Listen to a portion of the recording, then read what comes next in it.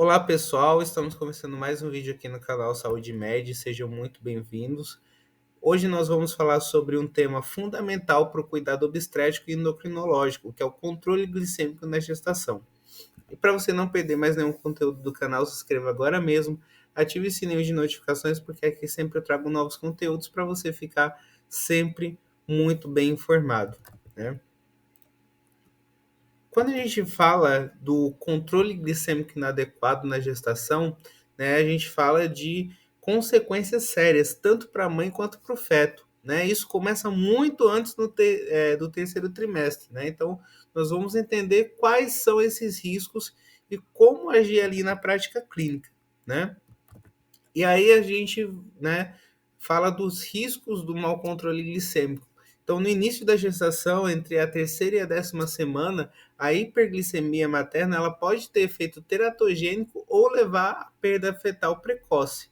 Tá? Já nos estágios mais avançados, o mau controle glicêmico aumenta o risco de morte fetal intrauterina, macrosomia fetal, hipertrofia septal cardíaca, morte perinatal e complicações metabólicas neonatais, como a hipoglicemia neonatal. Tá? Quando a gente fala já dos alvos glicêmicos recomendados, né, então, de acordo com a ADA e o ACOG, os alvos de glicemia capilar durante a gestação são de jejum ou pré-prandial de 70 a 95 miligramas por decilitro, 1 hora após a refeição entre 110 e 140 miligramas por decilitro e 2 horas após a refeição entre 100 e 120 miligramas por decilitro. Tá? Esses valores, obviamente, devem ser individualizados, sempre discutindo com a gestante, tá? Estudos com gestantes saudáveis no terceiro trimestre mostram que os valores podem ser ainda mais baixos, né? Ali com a glicemia de jejum de 71 miligramas por decilitro, variando 8 miligramas para mais ou para menos, 1 hora pós-prandial de 109 miligramas por decilitro, variando de mais ou para menos de 13 miligramas por decilitro, e 2 horas pós-prandial de 99, variando 10 miligramas por decilitro para mais ou para menos, tá? Ainda não existe ensaios clínicos que comprovem que metas mais rígidas resultem em melhores desfechos perinatais, tá? É importante ressaltar isso. Quando a gente fala de avaliação laboratorial no pré-natal, né, então em gestantes com diabetes pré-gestacional, a avaliação laboratorial ela deve ser muito criteriosa, né, com hemoglobina glicada ali no início da gestação e a cada 1 a 3 meses, né, o alvo é abaixo de 6%, obviamente evitando hipoglicemia, tá? Também é importante a gente avaliar TSH a cada trimestre, se anticorpos, anti-TPO forem positivos. É importante a gente avaliar triglicerídeos, né, monitorar se níveis estiverem limítrofes. É importante a gente avaliar ALT e AST, que é a avaliação hepática basal, né? É importante ali para doença hepática esteatótica associada à disfunção metabólica, né? Também é importante a gente avaliar a creatinina e a albumina urinária, né, para investigar nefropatia. É importante a gente fazer a verificação de ferritina e B12, né, em casos de anemia ou VCM alterado, principalmente no diabetes tipo 1. É importante a gente solicitar o ecocardiograma para pacientes com 35 anos ou mais ou com fatores de risco cardiovascular e fundo de olho, né? Idealmente até o final ali do primeiro trimestre, tá?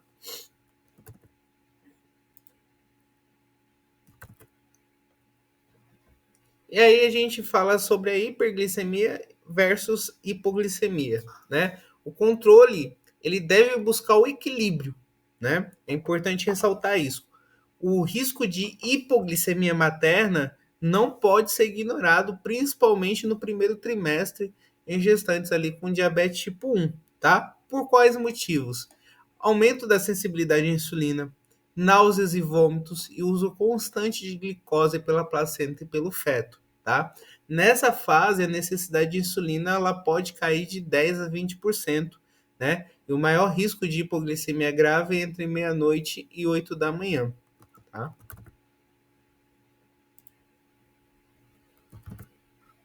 E aí, quando a gente olha os dados clínicos sobre hipoglicemia, né, um estudo com 84 gestantes com diabetes tipo 1 mostrou que 71% tiveram hipoglicemia grave. Incidência maior entre a 10ª e a 15ª semana de gestação, e uma em cada 3 apresentou convulsão, perda de consciência ou lesão física, né? Então, a resposta hormonal contrarregulatória está atenuada na gestação, com menor liberação de GH e epinefrina, tá?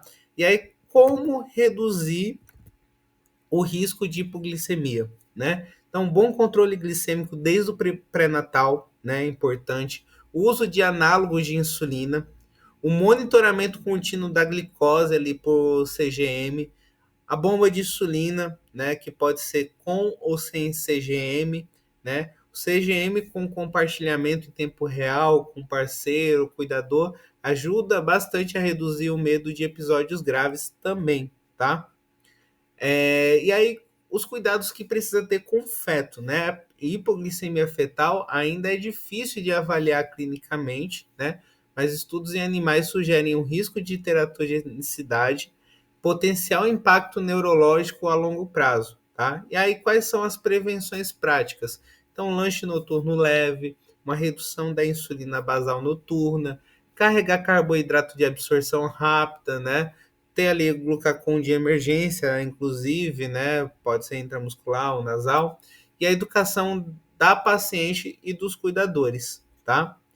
A hipoglicemia, ela gera impactos, né? Então, a hipoglicemia grave na gestação pode ser evitada sem aumentos da hemoglobina glicada, né? Então, evitar hipoglicemias frequentes é fundamental, pois aumenta o risco de episódios inadvertidos e podem levar a convulsão, perda de consciência e, raramente, né, morte materna. E aí, quando a gente fala de mudanças na necessidade de insulina, né? Entre as semanas a semana 18 e a 20, aumenta ali a resistência periférica à insulina, né? Isso exige 2 a 3 vezes mais insulina em comparação ao início da gestação, né? Um estudo ali com 27 gestantes usando bomba de insulina mostrou que a razão carboidrato-insulina ela mudou de uma unidade para 20 gramas para uma unidade para cada 5 gramas de carboidrato, né? A insulina basal, por exemplo, aumentou 50%, né? E os ajustes devem considerar IMC, dieta e resistência basal, né? E aí, com que momento e frequência do monitoramento de glicose na gravidez? Então, para atingir um controle glicêmico rigoroso, é essencial que gestantes com diabetes realizem monitoramento frequente da glicemia capilar, né? A macrosomia fetal, que é o crescimento excessivo do feto, está associado tanto à hiperglicemia em jejum quanto a excursões glicêmicas pós-prandiais. Então, por isso é fundamental monitorar a glicemia de jejum, glicemia após as refeições, que a gente chama de pós-prandiais, e glicemia pré-prandiais em pessoas ali com regime de insulina intensivo e flexível, né? Quando a gente fala da importância da glicemia pós-prandial, né, a medição da glicose após as refeições ajuda a avaliar se a relação insulina-carboidrato está adequada, né? Então, o controle eficaz de glicemias pós-prandiais está associado a menor risco de macrosomia fetal, redução de complicações metabólicas neonatais e potencial diminuição do risco de distúrbios hipertensivos da gestação, né?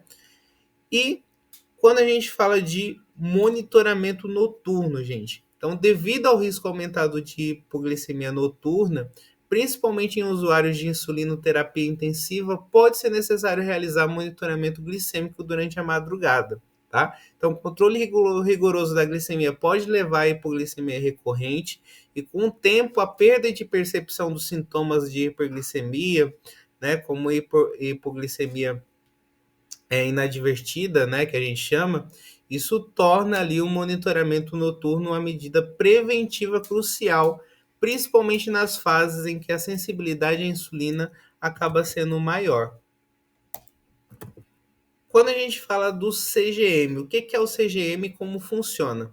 O CGM, ou que a gente já conhece também como monitoramento contínuo da glicose, permite acompanhar a glicemia em tempo real 24 horas por dia. Então, ela ajuda a identificar picos de hiperglicemia, episódios de hipoglicemia e padrões de variações glicêmicas com muito mais precisão do que a monitorização capilar tradicional.